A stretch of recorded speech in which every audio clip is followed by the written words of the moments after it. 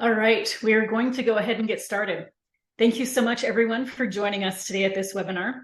We are Healthy Pro, and we are going to be talking about menu engineering made simple with Joe Urban at School Food Rocks. My name is Laura Thompson. I am the marketing manager here at Healthy Pro, where we do menu planning and nutrient analysis software. And one of our goals is to bring joy to menu planning. As far as a little bit of an agenda today, I'm going to go over a little bit of housekeeping, and we're going to introduce Joe. Joe is going to give his presentation on menu engineering made simple, and we're going to try and leave some time at the end for a Q&A, and then we'll wrap up from there. So as far as housekeeping, we are going to be recording the session. So if you have to step out or you'd like to pass it along to a colleague, this recording will be sent to all registrants of this webinar. If you have a question for Joe that you would like answered, feel free to put it in the Q&A box at the bottom, and we will get to it if we can. We've had a lot of questions submitted already, and we're really excited at the themes of the questions that have been coming through. So we're thrilled to be able to tackle some of those as part of this webinar. We'll also be posting any links in chat that we can. And as far as introducing our presenter today, Joe is someone that we have been following for a long time, and so we're thrilled to be able to be working with him and presenting with him today. He is a seasoned professional with over 3 decades of experience in the commercial and non-commercial food service segments. He has a passion for creating memorable dining experiences, and he has made a significant impact in various roles throughout his career. For 15 years, Joe served as the proud owner and operator of a chain of 50s themed diners in the Central Florida area. His dedication to authenticity and quality earned him a loyal customer base and recognition as a prominent figure in the local culinary scene. In a career shift, Joe has spent the last 16 years working in the K-12 segment of the industry, the last 10 serving as the director of one of the largest and most progressive school food service programs in the nation. During this time, he has spearheaded innovative initiatives to improve the quality and nutrition of meals served to students. His commitment to excellence and forward-thinking approach has led to significant improvements in school food service across the district. If you followed him at all for the last several years, or however many years he's been on social media now, you've seen that in action. Recognized for his expertise and influence, Joe became the first and only K-12 chef ambassador for the Certified Angus Beef brand and the Seafood Nutrition Partnership. In these roles, he actively promotes the benefits of incorporating these high-quality ingredients into school meals, ensuring students receive nutritious and delicious options. Building upon his vast knowledge and experience, Joe founded School Food Rocks, a company dedicated to revolutionizing the K-12 school food service industry. And through this venture, he continues to provide consultation, training, and innovative solutions to school districts across the country, enabling them to create healthier, more appealing menus that resonate with students. Joe Urban's extensive background, entrepreneurial spirit, and unwavering commitment to improving the quality of food service in schools have positioned him as a visionary leader in the industry. His contributions have left a lasting impact, inspiring positive change and shaping the future of school food service. And I know that Joe made an announcement this week, and he can share a little bit more about that here today, that also impacts what he's going to be able to do with districts across the nation. So Joe, thank you so much for joining us here today. All right, we're going to, Zoom has changed how they do polls and poll questions, and it's a little bit different from how they've done in the past. Usually it was just an easy button for us to press on our end, and it looks like it's a little bit different now. But we would love for you in the audience today to let us know. First question is, do you think you nail menu optimization, menu engineering? So if you could put in the chat Y for yes, N for no, or S for somewhat, we would love to get a feel for where you stand on this topic today. And then once we kind of start to see some of those answers coming through, once we get a feel for kind of what the range is of that, what the spectrum is for that, we would also love to know the second part of this question is, what keeps you from nailing menu optimization? Is it time? Is it knowing where to start? Is it the knowledge of which levers to pull? Is it the support of the administration? Is it the support of your staff? We'd love to get a feel for what are some of the challenges that you face with this? How confident do you feel in this so we can help tailor this webinar experience for you today? So just going to start reading off some of the answers here. We're feeling kind of like a somewhat is the bulk of what I'm seeing here, a little bit of no's. Haven't seen any yeses so far, but I'm sure there are some out there. But it seems like the genuine feeling is somewhere between no and somewhat. And then for the second question, seems like we're seeing a lot of A's. Time, yes, that is A and B, knowledge of where to start. Seeing some E, A, B, and C. So it seems like all of those seem to be a lot of what people are talking about, is those maybe 5 things are capturing pretty well what some of the struggles and challenges are. So thank you so much for filling out the question in the chat and giving us a feel for where you're at. And Joe will be able to speak to this well today. So Joe, thank you so much again for your time. And we often talk about the how here at Healthy Pro and kind of walking people through the how, but we would love for you to start with the why of why are we working with menu engineering and menu optimization in school food service programs. Thank you. Thank you, Laura. First, big announcement. I am resigning my position as director of Greenville County Schools effective the end of January so that I can focus all my time and energy on my School Food Rocks brand and my consulting business. So that's a big announcement that was teased there earlier. It was shared on social media the last couple of days. So that's going to afford me more time to work with districts around the country. And I'm extremely thankful for the opportunity to talk about menu engineering. Looking at the answers, I think this is a needed topic, probably even more so than I thought. But start with why. I think all of us in school food service really need to start everything with a why. Why do we do what we do? Why do we train our staffs? Why do we develop menus that are healthy and nutritious? Why do we develop menus that are student approved? The why is always the same for all of us. The why is it's our students. You know, the work we do impacts the lives of our students. So nobody here needs to hear this. You know, the work we do is essential. It is undervalued often. It is overlooked often, but it is absolutely essential to both the students and their well-being and the academic achievements of the students. So if you would ask that poll, why do we do what we do? I'm sure the answer would be for the kids. You know, a lot of us get into this profession because it's a better work environment for us than the restaurant industry, and that's a great perk to it. But at the end of the day, it's the kids. You know, it's the impact we can have on the kids with the work we do. So then, why menu engineering? And looking at the answers, most of them somewhat or no. Menu engineering's tremendously important for us if we're going to continue to run successful food service programs in schools. It's going to allow us to develop menus that not only students like, but that will generate profit for you. And profit's a dirty word in schools. Nobody wants to say we're in the business of feeding kids, but the fact is we are in the business of feeding kids. And when we do everything right, we can feed kids better. Goes back to the why. We can serve better food, more kids are going to eat with us. If we can nail menu engineering, we can do that in a way that's going to allow us to be profitable. We'll talk a lot of different avenues on how that's important in our operations. But you know, the why is it's for the kids. It's for the kids. I got a long history with menu engineering, starting, and I'm old, so starting probably 37 years ago, working in family restaurants. They didn't call it menu engineering then, you know, but the old chef understood how to look at all his menu items, price them appropriately, understand what kind of level they were being taken in reference to the other menu items. And that's, you know, how they built successful restaurants. I took that experience into my own restaurant career when I left college. And I used menu engineering extensively in my diners.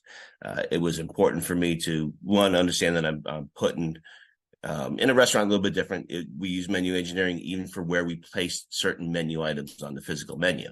You know, so we wanted to attract people's eyes as a certain section of the menu because that was our most profitable and popular items. We wanted them to go there. But we would use menu engineering in the restaurants. Monthly, we would analyze our menus to make sure that we are putting menus out that, one, our customers wanted, and two, made sense for us financially. Okay, so joining school food service in 2007, we used it here too in Greenville. And when I became director 10 years ago, one of the first things we did in Greenville was to analyze our menus because, excuse me, it was pretty much the practice in Greenville and in a lot of school districts to menu whatever you thought the kids want or the brokers told you would fit into the meal pattern or into your price range or whatever.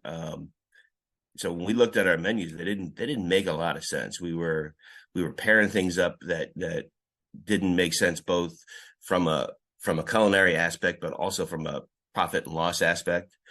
So we would first poll the students, understand what they like on our menus, what they didn't like. Were we serving unpopular foods that were very expensive? Yeah, we found out we were doing a lot of that. So using menu engineering, we were able to slowly change our menus in a manner that, one, if kids weren't taking these items, they got removed from our menus. I mean, if they weren't taking them in a high enough percentage that we wanted them, they would either be removed from our menu or they would be redesigned somewhere else on the menu where they made more sense. A la carte also, one of the first things we did in Greenville was analyze our a la carte, because big part of our business in Greenville is a la carte. It's a big revenue stream, but there was no thought at all into what items went on there. It was just, here's a list of 80 things that are allowed to be served and serve them all. And the price ranges for them, were all over the board. It didn't make much sense. No rhyme or reason for what kind of products were on there. There were 1,000 of them, not quite, but there's a lot. And, the pricing didn't make sense. So we analyzed every bit of our a la carte and streamlined it to just the products that made the most sense for us, that were profitable and popular.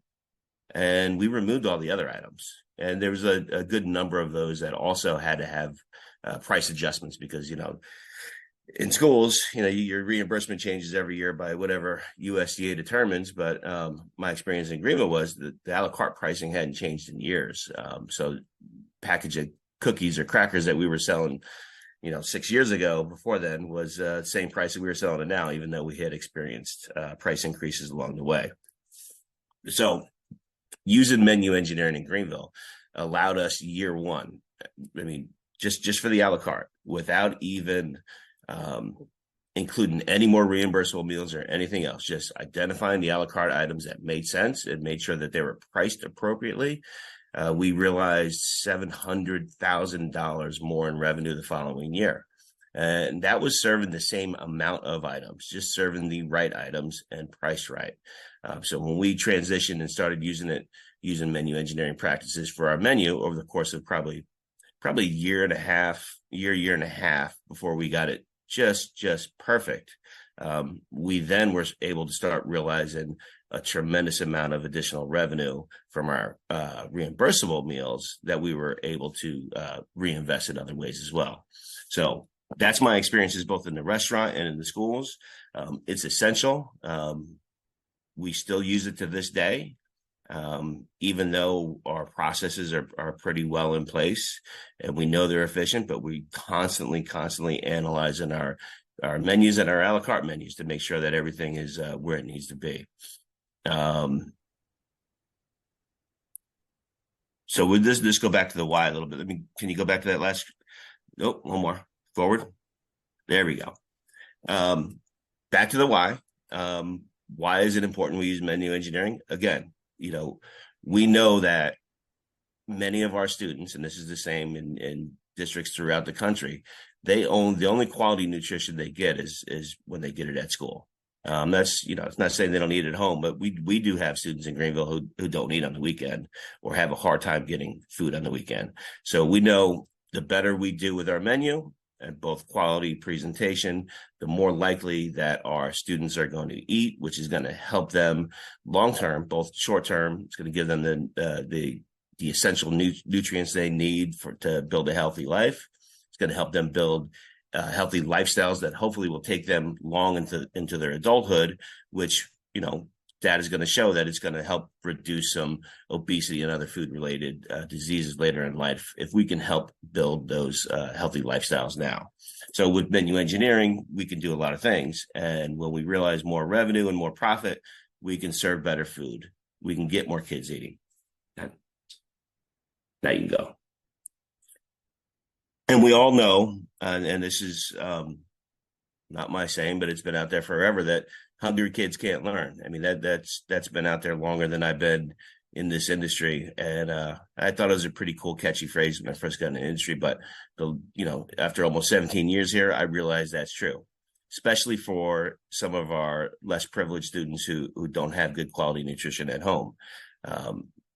Studies show, our audience here probably understands as well, those students who don't get good nutrition on the weekend or have access to healthy foods, I mean, they're more likely to have behavioral issues, health issues. They're more likely not to be focused. They're not going to have the cognitive ability they need to really be focused in that academic day. It's a long academic day for these kids. I mean, they're there as long as we're at work, which is incredible. And the work we do helps get them through that. So another reason why menu engineering is important is because it's going to help us serve better food so kids want to eat it and they're going to perform better in the classroom. I get asked this question a lot, and I have for the past 10 years. One thing I'm not too proud to do is show the amazing work that we do in Greenville. And over the years, the quality and a lot of it is center of the plate. A lot of people focus on the center plate. How are you doing ribs? How are you doing certified Angus beef? How are you doing all these things? Well, we weren't always doing these things. Using menu engineering practices, we were able to identify ways, like I said before, to make sure that our most popular items and profitable items were menued every day. And by doing so, we were able to, without really increasing our participation, we were able to realize a tremendous amount of more revenue for our program. Unlike most industries, we don't get bonuses at the end of the quarter to the end of the year. So what can we do with the money we earn?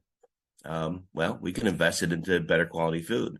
And so in Greenville, what I did little by little, and me and my friend Ron Jones, when he worked with me in Greenville, we did this earlier. And we said, all right, we just realized an extra $700,000 in additional revenue we're going to get next year. Let's walk our serving lines every single day. And we did this for probably about 8 months, maybe a little over a year. But every day, me and him would walk to another school or go to another school and walk that serving line. And we would pick one item we were least proud of that day. And when we were able to identify that item, it went away immediately. It might be a month later when we ran out of our inventory or our distributor still had some in stock. But when we identified a burger we weren't proud of, we wanted a better burger. That's a good example because we used to use one that had 20-something ingredients in it. We're least proud of that burger, of everything on that line. Boom, it went away. Menu engineering allowed us to do that. It allowed us to identify things that we weren't proud of, that weren't real popular, but also with the additional revenue, we were able to reinvest into better food. And so we did that, like I said, for probably 8 months or a year until we would go to a serving line. We'd go to a different school every day, and we couldn't find anything left that we weren't proud of anymore. So along that way, we were able to reinvest into better food. But during that time, our participation started to grow also. And, there's 1,000 other things we were doing to help improve participation rates in our district. But, the quality and presentation of our food, I'm going to tie most of it to that. The customer service and all the other things that we taught our staffs to do, how to cook just in time, make sure the quality is good. Very, very important. But by putting the best food we possibly could in that line, we went from a 60-something% participation rate at lunch to a 78% participation rate. So now, at the same time, we're making sure that all of our menus made sense financially and we were going to be profitable. When you start adding 15 and 20% increases in participation, that's a huge, huge, huge add to your district's fund for your school food service fund. So it helped. That's how it helped there. All right. Another why. And I'd imagine most everybody else in the same position I am as far as how much you could pay your staff. I don't think any of us in this industry would say that, you know what, school food service, cafeteria employees, they make too much money. I don't think anybody's ever going to say that. And I love it. In Greenville, we're over $15 for the minimum at this point. Took us a little while to get there. Probably needs to be 20 to be competitive with our industry. But we're kind of limited to what we're allowed to do for our department based on what other hourly work groups are able to do for their departments. But that money that we're able to reinvest because of the menu engineering and serving better food and customer service and all that also helped us as we started increasing pay for our staff. You know, these little $1 and $2 and $3 raises don't sound like a lot. It is to these staff because they're not making a lot of money. But when you got 800 staff who all start making, $3, $4 more an hour, more than they were making a couple of years ago, that's a significant amount of money. And menu engineering helped us be able to be very efficient and profitable, and allows us to offer what I believe is at least a competitive wage, at least as competitive as we can offer. So we can attract more people, helps retain people. I can't tell you how many times 10 years ago we would lose a quality employee for a fast food joint that was paying them 75 cents more an hour. And that's kind of frustrating because they're leaving. They're leaving for the money because they need it. But you also know that they're going to leave and they're not going to have the kind of quality of work-life balance that they're going to have in the school. So it was unfortunate that we would lose people over that little bit of money. But now that we're able to be profitable, we 100% can pay them as much as we're allowed to pay by our district.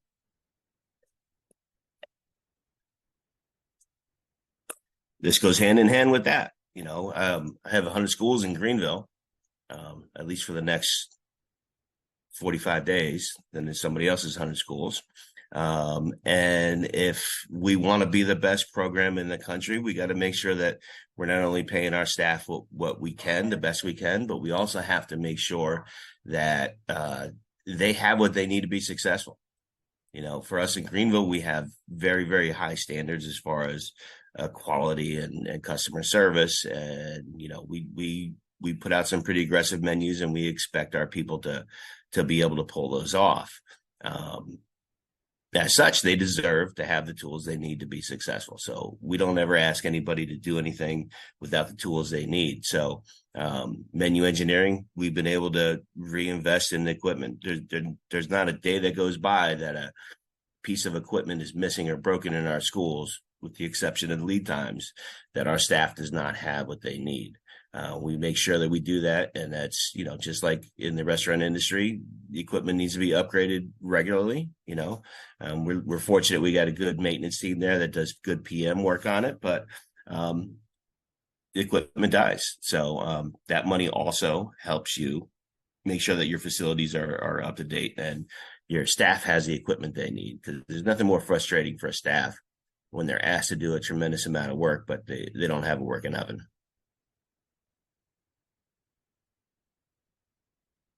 This is a huge one. This is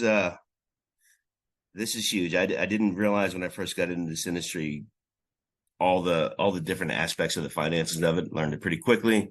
But we're required to be financially self-sufficient from our school district. And I think everybody here understands that. And that's important for a lot of reasons. One, districts that are completely self-sufficient do not take any money from the district's general fund. They don't take any money for any indirect costs or any fringe benefit costs. When I came into Greenville, we were paying about $1.6 million of our indirect cost to our district, and we weren't able to support any of our fringe benefit costs. 1 year after coming, we were able to fully support our indirect cost, and 2 years later, we were able to fully support all our fringe benefit costs as well. Just to put that in perspective, the department was able to support $1.6 million prior 2 years later, we were able to support about $5.6 million. And if you want to make a superintendent happy, which in my experience makes your life much, much easier as a food service director, make sure you're not taking any money from the district's general fund. If you think about it from a local taxpayer's perspective, my district has not had to raise taxes to a certain level. They've had to raise local taxes for other things, but has not had to raise taxes due to this food service program in 10 years. And you want to keep a superintendent happy, you do that. You want to keep a board member happy, which sometimes is equally as important as keeping your superintendent happy, because nothing like a 2-year elected official to have a little bit of power. But when you get to stand in front of them with your budget and you say, hey, look, again this year, we're not going to take any money from the district's general fund. Matter of fact, we're going to give you everything you can, and if the law allowed, we'd probably be able to give you more. So that has not only been a great thing for our district, but it's a good thing that we can be proud of as well. We're serving the best food possible to our kids, making sure that all that want to eat can eat. At the same time, we're not hurting our district, because if they had to support our indirect or fringe benefit costs, that means taxes are going to have to be raised, or they're going to have to cut back somewhere else, whether it's a teaching position, an aide position, custodial position, a maintenance position. That they'd have to reduce their budget somewhere. So for all those reasons, menu engineering is tremendously important. Go back to the why. Everything we do, the first question we should ask ourselves is, how does this help the students? And there's 1,000 other things that go with it, but menu engineering for us in Greenville has been one of the critical things that have helped us be so successful. All right, expanding programs. Farm to school efforts, we're doing a lot in Greenville right now. I'm lucky I got Lauren Kushwa here, and she's a farm to school guru, and helping schools with their school gardens, or finding ways to partner with your local produce producer to get more locally grown products into your school district. Again, all that additional revenue you earned, you're able to dump back into those things. So Lauren's able to do some really cool stuff with farm to school programs here, because we're a profitable program, and I can readdress those funds to different efforts.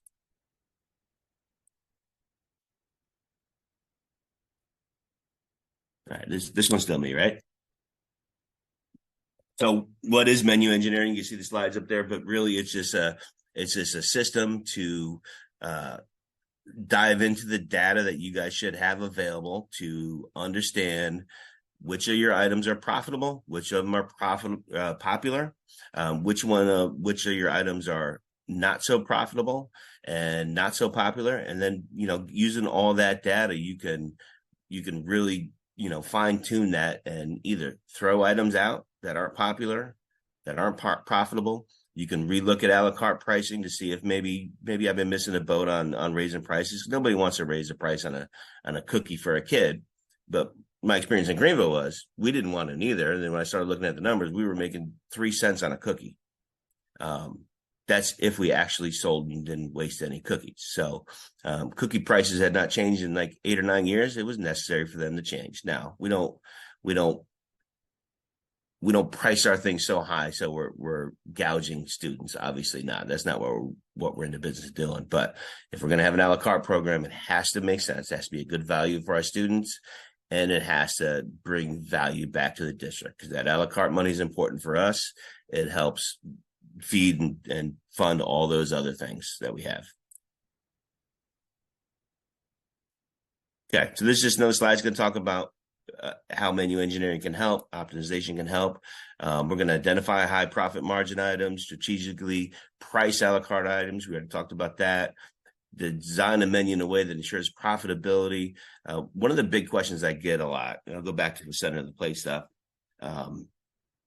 I'll get emails or text message or phone call and say, how the hell do you do St. Louis ribs on a menu? Because I'm pricing them for my vendor, and it just doesn't make any sense to me that you're gonna lose on that item. You got to be spending way too much on that one menu item.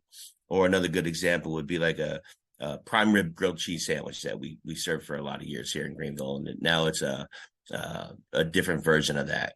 And like, how can you possibly do that? I know that prime rib grilled cheese sandwich has got to cost way more than your reimbursement. Well, this is where menu engineering can come in as well. When you see a prime rib grilled cheese sandwich menued in my middle and high schools here, it's paired along with, and now it is expensive, it's paired along with a regular grilled cheese sandwich. And it's also paired with chicken, pizza, burgers, and composed salad. So there's like 7 or 9 different options out there. So is the prime rib grilled cheese sandwich expensive? Very much so. How much does it capture on any given day versus the other items it's paired up against? 15-20%. All right. So using menu engineering, I can understand I got 7 or 8 menu items out there every day. I have the data. Healthy Pro does a great job of giving you all that data you need. I know exactly when I menu prime rib grilled cheese sandwich, a regular grilled cheese sandwich, along with pizza, hamburger, chicken, and salads. I know exactly, probably within 0.5%, what to expect as far as what students are going to take that day. So yeah, prime grilled cheese sandwich is expensive, but when it's balanced off with those other less expensive but still popular items, it now becomes a viable menu option for our kids. If I served nothing but prime rib grilled sandwiches one day and nothing but St. Louis ribs the next day, I mean, it wouldn't be possible in our industry. But being able to be smart and to pair menu items in a way that students are going to like those items, but also like and choose other items that are less expensive.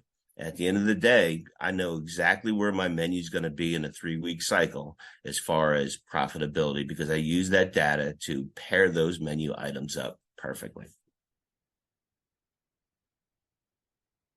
Again, we're collecting data. This is how it starts.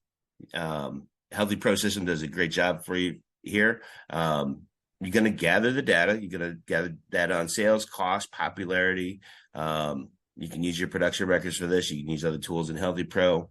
And then you're going to categorize your menu items. And in menu engineering, it's called a lot of different things, but they could be a racehorse, they could be a dog, so it's basically high profit, low profit, high popularity, low popularity.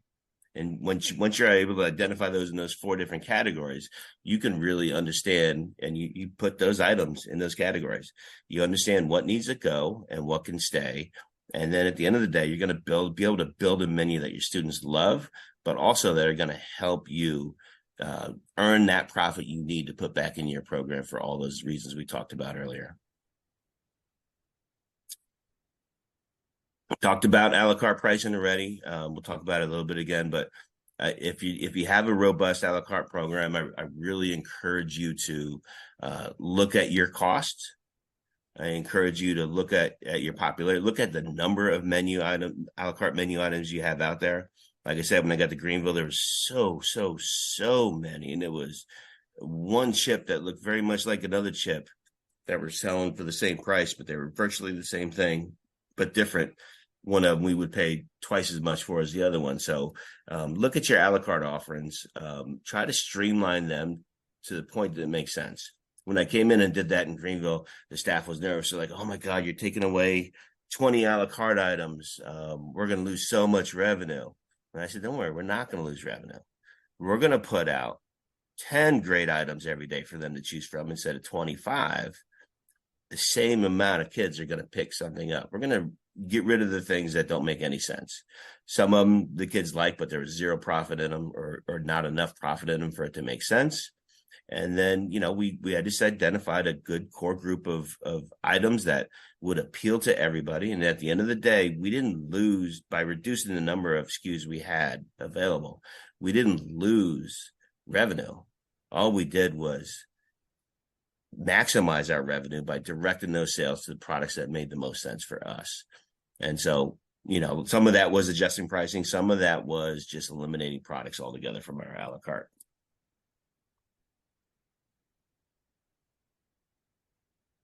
You can move on, Laura.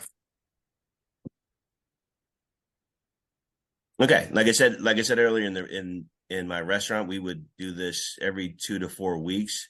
we would review the performance of everything. It was a little different there. We didn't have a captive audience, so it was very important for us that we were able to put menu items that our customers wanted, because we needed them back every day, but also ones that we were going to make money on, because it was a little bit different than the school food industry. I had to compete with the other diner down the street or the Italian restaurant down the street, and people were price conscious. So we would regularly review, and, you know, in that industry, I would seek my customer feedback. In this industry, I mean, you guys should be seeking feedback from students every day. Me as a director, when I'm in schools, I'm talking to staff, I'm talking to kids. I'm talking to kids, and middle school kids are kind of fun to talk to because some of their answers are not what you want to hear. But if you talk to enough students, you're going to get the answers that you need to know. So seek their feedback. What do you want to see on the menus? You know, what don't you like? What do you like? And they're, for the most part, they're going to tell you. Now, you're never going to please everybody. I got 80,000 kids in my district. I'm never going to please 80,000 of them. But I know if I build diverse enough menus that I'm going to appeal to enough of them, that I'm going to get the participation rate that I need to help support all the staff I have in this district. So gather data, seek input, use that information as often as you need to evaluate your menus and your a la carte offerings. Yeah, and that's really how Healthy Pro comes in. Hi, everyone. I'm Sandra Meister. I'm a dietitian and onboarding coach with Healthy Pro, and this is what I do every day in the software. So just listening to you, Joe, everything that you're talking about, Healthy Pro is built for. Healthy Pro is built for menu engineering. And so a few things we're going to highlight today is the Business Insights dashboard. Our CEO, Meg Chesley, she says often the menu drives your business, and that's what our Business Insights dashboard does and shows you. We're going to talk a little bit about the usage report and then also pricing in our software. So any current software users of Healthy Pro, when you first log on, you see this Business Insights dashboard, and it has 5 key pieces. So here on the left-hand side, Joe's talked a lot about menu popularity, profitability, and that's what this is. So this menu popularity or optimization report is showing you colorful bubbles to tell you which are the most profitable and popular. Those are the green, those are the rock stars, and which are least popular, least profitable. Those are the red, those are the dogs. And then the puzzles and workhorses are everything in between. And so what it does is it compares your entrees on your menu, both breakfast and lunch, for any given time period. And it really shows you that, you know, what's most popular with the kids, what's working and what's not. And then on the right-hand side, there's 4 other reports. So at a glance, when you run your dashboard, it shows you, it runs for every site, every menu for the previous week. And so the total meals prepared and served report gives you a snapshot of the participation for the previous week, as well as kind of a insight into leftovers, you know, your prepared versus served. Your average food cost, this shows you the average cost as you from planning the menu to serving the menu and everything in between. And this report can be opened up so you can look closer at waste, closer at leftover, and the amount of money that you're throwing away. And then that's really how that menu engineering happens, right? You're seeing what you're throwing away, where those waste costs are, and adjusting accordingly. The software also calculates your meals per labor hour, which is all about staffing, making sure that you have enough staff or shifting staff if needed. And it's in the software calculates that. It's a big calculator. And then the last one is a completed production record report. So basically when the staff clicked finished, what it does is it tells you in a gauge on the dashboard if your production records are done, you know, file them away virtually, so to speak, and then you know that you're ready for an audit, you're compliant. That's a Business Insights dashboard. The next one is the usage report. So those of you that were users in our previous version 2, this is version 3. And now we have more visibility around these numbers. So the usage report tells you historical usage of menu items. And so now if you have your forecast feature turned on, you can actually see that information right in the production record. So you can set it on 30, 60, or 90 days. And it's going to tell you the average amount that you prepared, served, and left over for each menu item. So this is a great way to manage your costs, more accurate forecasting, more accurate ordering in the short term. And then long term, there's kind of a cool thought.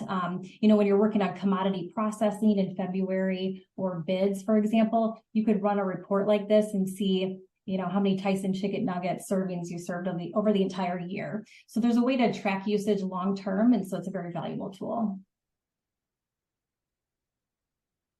Good data in, good data out. Joe and I talked about this, right? So putting in ingredient pricing, it's a wonderful tool. It makes all of this come to life. You want to make sure that that's accurate. But with that, the software is calculating the cost of your recipes, the cost of your menus, and you can track those year after year. You can add multiple distributors. So you could add, your USDA commodity and what price that is for the beef. And then if you have to buy it from a larger distributor, when you run out of commodity dollars, you could run menu cost reports and see the difference that makes in using those commodity dollars.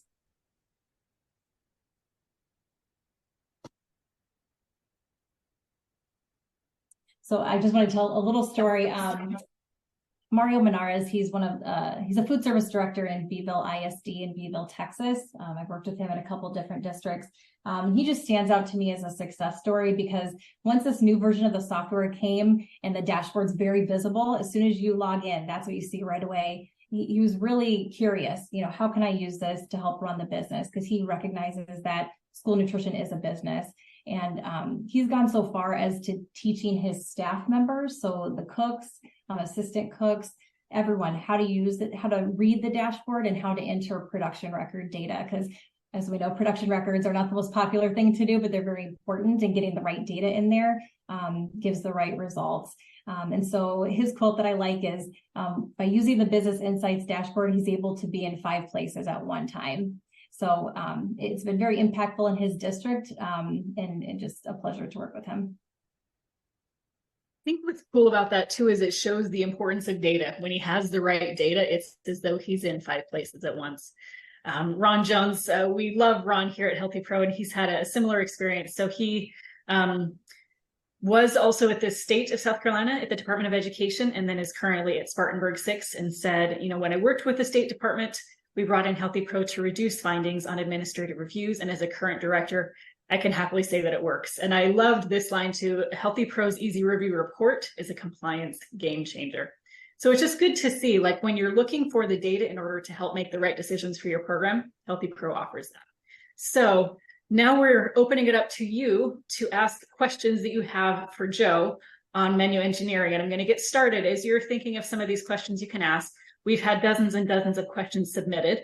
And so if you have any questions, put them in the Q&A, and we'll get started with a few that have been submitted in advance. So Joe, we've gotten a lot of questions around staffing, and the variations of it are basically along the lines of, how can you get staff buy-in when you're doing these recipes, when you're doing these menu items that require more work, more scratch cooking? How do you get the buy-in? How do you make it work with maybe shortages with staffing or difficulty in training, or how do you make it work?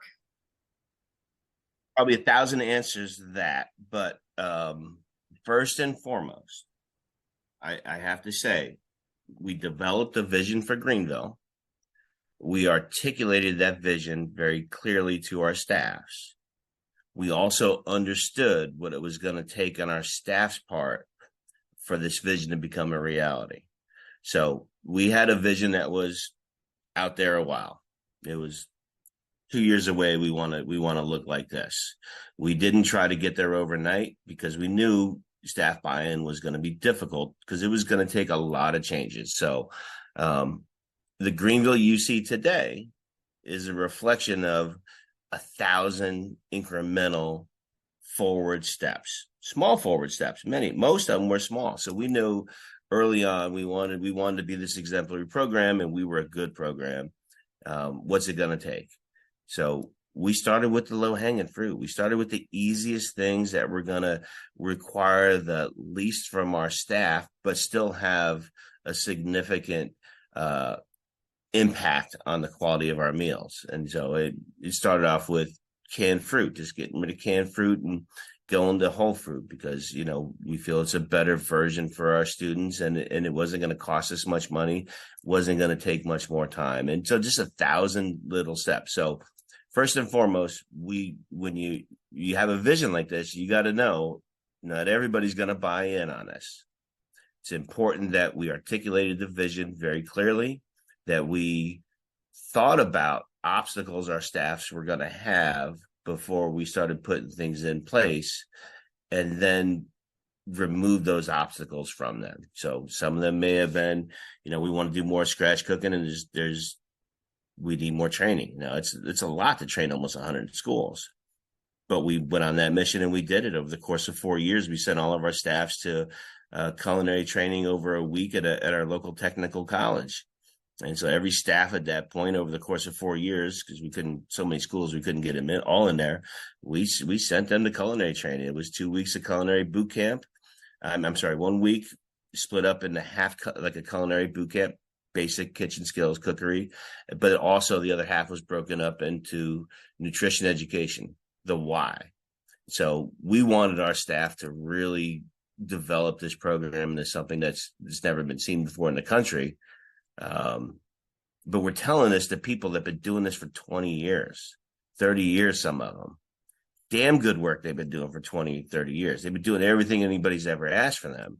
They've been doing it. So we didn't want to come in here and say, hey, look, all that work you've been doing for 20 years, that's junk. We're getting rid of that. You guys suck. We're not going to do that anymore. We're going to go this direction. We said, no, you guys have done remarkable work all this time. Here's why we need to do things a little bit different. So that's where the 20 hours of nutrition education came in. We helped them understand obesity rates in South Carolina. We helped them understand hypertension and what some of the crappy processed food that kids are eating at home is doing to them, is going to have in their long term. And we changed the mindset of a lot of people. So the cooking part of it was important, but I think equally, if not more, was the why. Again, we always start with the why. We wanted them to buy into this new vision. Why? When you're telling me for 20 years I've been doing this, it's no good. No, you did great work. Here's why we need to do a little bit better. So that said, a lot of employees, I think we were 720 at that point. We've grown since then. Not everybody wanted to come on this journey with us, and that was okay. We tried to get those that wanted to come on this journey, give them all the tools they needed to be successful to come on this journey. Some of them said, I'm out, and that's okay. So if you're thinking of making massive changes, I think you need to clearly articulate what your vision looks like before you articulate it to your staff. Understand what the obstacles they're going to have in meeting your vision, and do everything in your power to remove those obstacles. And then do it a little bit at a time. We would throw 1 or 2 things at them. They master that. We would throw 1 or 2 more things at them. And after a year, we were unrecognizable. But not everybody came on this journey with us, and that's okay. It is not bad. They weren't bad people. A couple of them were bad people. Most of them weren't bad people, but this wasn't what they signed up for, and that's okay. But now everybody that comes on and wants to work for us in Greenville, they know what the vision is. We tell them up front. I don't know what you know about school food service. If you've been in it before, haven't been in it before, or if you get your knowledge from your 6th grader, who I guarantee is lying to you because they lie. Here's what it really is. It's a lot of work. We're going to give you the training you need to get there. But you're going to be tired. You're going to be lifting. You're going to be cooking. You're going to be sweating. Kids are going to cuss at you. You're going to be short staffed because people like to call out a lot lately. It's going to happen. But we're going to do this. And if you're willing to come on this journey, we'd love to have you on our team. So we think it's very important. Some people hear us in the interview process, like, you trying to talk them out of a job? Some of them, yeah. I'm trying to make sure that they understand this is what this is going to look like. So you have to share the vision. You have to understand the impact your vision is going to have on the people who are really doing the hard work in the schools. Because at the end of the day, I can have all these visions, all these plans, create good recipes, but unless you have good people who buy into your vision, nothing's going to be successful. Awesome. Thank you so much for that. A lot of really good nuggets within there. And similar along those lines, we got a lot of questions around how do you start incorporating more scratch recipes, and how do you get staff buy-in for that as well? Could you speak to doing more scratch? Yeah. And and I want to make it clear because some people are like, oh, Greenville's a scratch cooking district. Yeah, we do some scratch cooking, but and every district is a little different based on the amount of staff you have, the infrastructure, the equipment you have in your kitchen. So we hosted somebody came to visit Greenville today. We spent a few hours with her. She's from North Carolina. And loved what she saw. She's going to take some best practices back with her. And she said, how can I do this in my district? So I asked her the questions. What does your kitchen look like? How many staff you have? Well, they have 4 people in every school. That's all they have. So the model we developed in Greenville, I forget the original question. You have to repeat it. The model we developed in Greenville, it's not going to work for her, but she could do something like it. So I'm sorry, ask that question one more time. How do you incorporate more scratch and how do you get staff excited about it?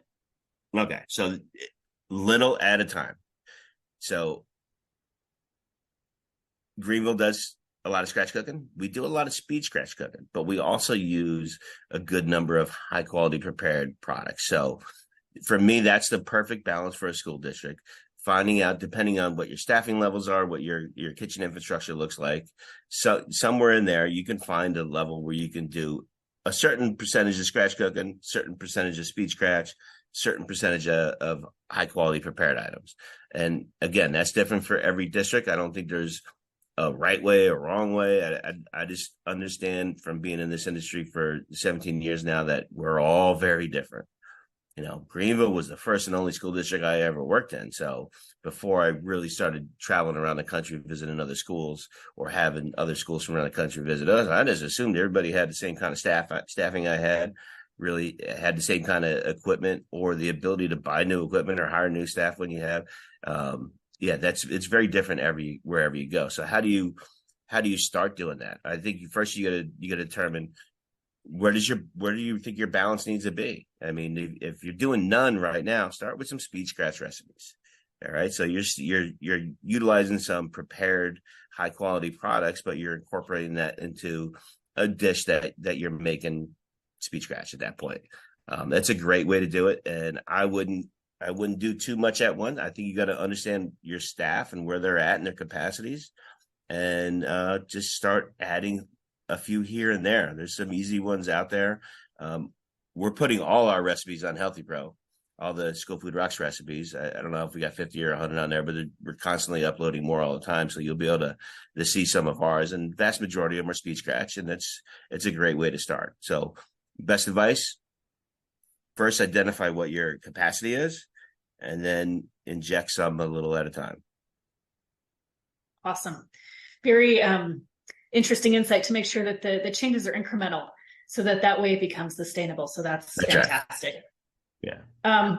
As you were kind of talking there, it feels like a good segue into 2 of the next questions that we've gotten. One is, where do most districts fall short in this process of menu engineering? Well, I think you look back to your original Q&A to begin with, right? I think the vast majority of them said, they're somewhat comfortable with it and not comfortable with it. I think there's two categories of I hate to put people in 2 categories. So that's not right, because one's not good, one's not bad. It's not like that. But I think there's 2 stances on this, maybe. One, people that come into this industry understanding or learn that it's important to run this like a business. And there's the other side who, for one reason or another, they don't have enough staffing or just they weren't taught this. I mean, all they want to do is feed the babies. So that's a great thing. I mean, we all want to do that. Those that just want to focus on feeding kids and not worry about the rest of it, I think they're missing the boat, because with some easy steps using menu engineering, they're not going to require a ton of your time or effort. Even ask people for help to help you with this. You can make dramatic changes to your program. They're going to help you feed your kids even better, right? And so everybody, I don't say everybody, I think most of us in this industry, there's 14,000 plus districts, and I don't know how many staff. The vast majority of people are in this for the right reason, to make a positive impact on the lives of students. And for some people, it's just like, the broker tells me sell this, it costs this, it meets 2 and 2, and we're good. And you know, that's nothing wrong with that. But if you learn some menu engineering practices, not hard, you're going to realize a ton of money. I promise you. If you're not using it already, you will identify a ton of money without selling one additional a la carte item, one additional reimbursable meal that you're going to be able to reinvest into your people, your equipment, your food, whatever you need to support your district. Awesome. There was one question that came through specifically asking about equipment. In your opinion, what is the single most effective piece of cooking equipment under the hood? It depends on your menu. Like I said, every district is a little different. It depends on how much staff you have, what you want your menus to look like. My kitchen's in Greenville. I was in the restaurant business all my life before this. I never had kitchens like this. Mine are so well equipped. I got every piece of equipment you could possibly need. If I were to take one of them away, our menus would look different. So I think that answer is unique to each individual school district and what your vision is and what you want to do. If you want to do more scratch and speed scratch cooking and you don't have a brazen pan, you probably need a brazen pan. You know, if all you have are ovens, there's probably a variety of pieces of equipment that are going to be most important to you. I think that's an individual, hard to say what the right answer is. Everybody needs an oven, right? Everybody needs an oven, but depending on where you want to go with your program, that's going to differ everywhere. Very cool. Here's another one. This one's specific to participation. What is more important, planning the menu or promoting it? Ask me that question one more time. What is more important, planning the menu or promoting it? I think they're both very important, but planning the menu has got to be most important, right? So I don't put out a menu in Greenville, and I haven't in 10 years, maybe 9 years, maybe the first year I was figuring it out. In 9 years, I haven't put out a menu where I didn't already know was a winner, both for what students want to eat and both with, and also with in which percentage of each of those items they're going to eat. You know, I can get it right within 0.5% or 1%. And district wide, that's a big feat. So planning the menu's got to be most important. So I got a vision of what my program needs to look like. So my menu's got to be planned accordingly. If I want this to be a profitable program, I better have some good data to understand how I'm pairing these items up together. Because if I want to have a prime rib grilled cheese sandwich on there, I better have something else the kids really, really, really love and are going to take equally, if not more, than that prime rib grilled cheese sandwich. You know, so it's a game of understanding the data and pairing those things up together. So at the end of the day, if you don't plan a menu around your vision and menu around a program that's going to be profitable, you can promote all you want, you're going to be broke. It don't matter. You're going to menu things that kids don't want and are unprofitable. So 100%, that's important. Now, for those that have known me or follow me or heard about me, I promote the hell out of my meals, and that's important. And that goes back a long way. It's not to brag. People say, "Oh, you say your staff is the best in the country." Of course I do. And everybody else on this thing should say the same thing on social media because they are the most under-recognized work group in the country, in my opinion. So they need all the praise they get. I bet there's 14,000 greatest cafeteria staffs out there. So promoting food and staff is what I've done for a long time.